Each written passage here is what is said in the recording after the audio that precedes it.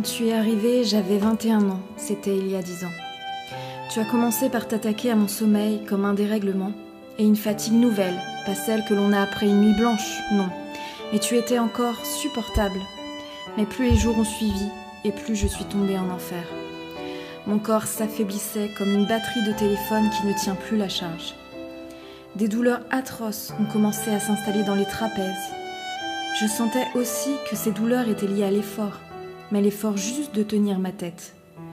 Alors les journées avant mes 21 ans, assis sur mon tabouret devant mon PC toute la soirée, n'existeraient plus jamais.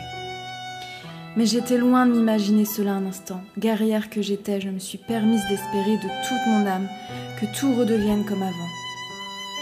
Mais chaque jour le sort s'acharnait. Je ne pouvais plus subir la lumière du jour. Mes yeux étaient comme arrachés de l'intérieur. Des douleurs musculaires ignobles se logeaient dans les fessiers, le dos, les bras, les cervicales. Cela migrait. Je n'ai d'ailleurs jamais eu ces sortes de douleurs, mais d'autres tout aussi insupportables. Que se passait-il dans le corps d'une fille, à peine sortie de l'adolescente, pour qui prendre une douche était devenu un marathon? Se sécher les cheveux debout, impossible. Mes muscles me lâchaient jour après jour. Je tremblais de monter les marches, et mon cœur, lui, s'emballait comme une cocotte minute. Totalement poussive, j'ai réalisé que plus jamais je ne redeviendrais comme avant.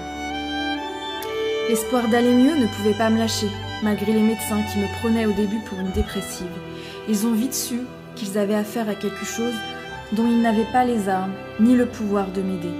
Et certains médecins, de par leur ego surdimensionné, m'ont terriblement blessée. Les hospitalisations m'aggravaient, car les conditions de sommeil étaient différentes par le bruit, la lumière. Mon sommeil était devenu ma seule source de connaître des heures plus supportables. Puis les années ont évolué et la détérioration du sommeil était catastrophique. Personne ne comprenait pourquoi je ne pouvais pas me lever aux aurores et avoir un rythme de vie normal, car la maladie est invisible.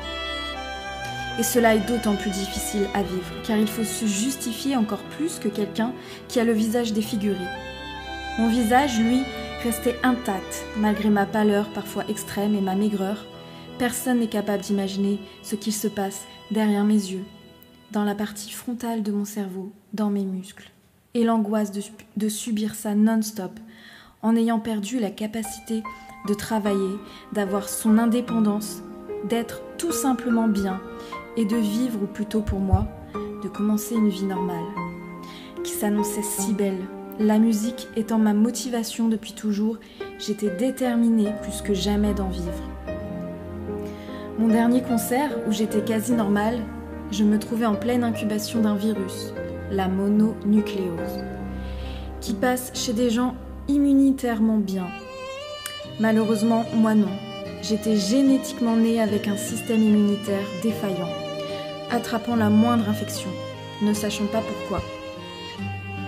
J'apprends après avoir été diagnostiquée encéphalomyélite myalgique que j'étais aussi atteinte d'une maladie rare, syndrome de Gougerot-Sjogren. Seulement 3 ans après, une maladie auto-immune qui détruit les glandes salivaires, glandes lacrymales, mais pas que. La médecine n'a aucun traitement pour la guérir. La maladie arrive vers l'âge de 50 ans chez la femme majoritairement. Mes anticorps à moi, qui me détruisent, étaient déjà présents à 21 ans. Aucun médecin ne s'en préoccupait, jusqu'à ce que je réactive une toxoplasmose, chose qui n'arrive seulement que chez des personnes immunodéprimées.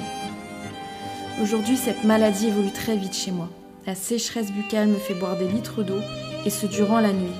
Mes yeux sont croûtés et me valent avec le cerveau la plus grande des souffrances. Une fatigue inexplicable qui s'intensifie de jour en jour, car le sommeil ne me permet aucune réparation. Les tests du sommeil, au fur et à mesure, montrent la destruction de mes phases et l'absence de phases lentes, profondes. Je ne fabrique plus assez d'ondes cérébrales pour m'endormir, et cela a été le premier symptôme, ne plus jamais réussir à m'endormir comme avant, sans substance chimique. La dette de sommeil s'accumule et crée alors une fatigue insupportable, invivable. Les maux de tête que rien ne peut soulager sont présents H24. Ma vision est trouble, dédoublée. Je suis passée par toutes sortes d'évolutions traumatisantes qui font qu'aujourd'hui mes nuits ne se passent jamais de cauchemars, de paralysie du sommeil et d'autres troubles nerveux, suite au dérèglement du système nerveux central. Dans cette maladie, l'encéphalomyélite myalgique, la hauteur de nos souffrances n'est pas visible et n'est pas connue de notre médecine traditionnelle.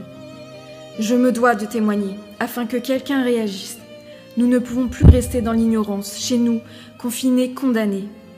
J'ai été jusqu'à demander le suicide assisté, qui m'a été refusé, car cette maladie n'est pas reconnue. Mais ils ont jugé que ma souffrance était recevable.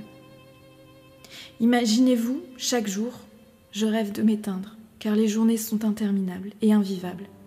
Alors que mon plus grand rêve était de vivre, de fonder une famille et savourer des moments de bonheur. La journée de Million Missing est là pour nous faire entendre. Les conséquences de cette maladie sont très graves et dévastatrices.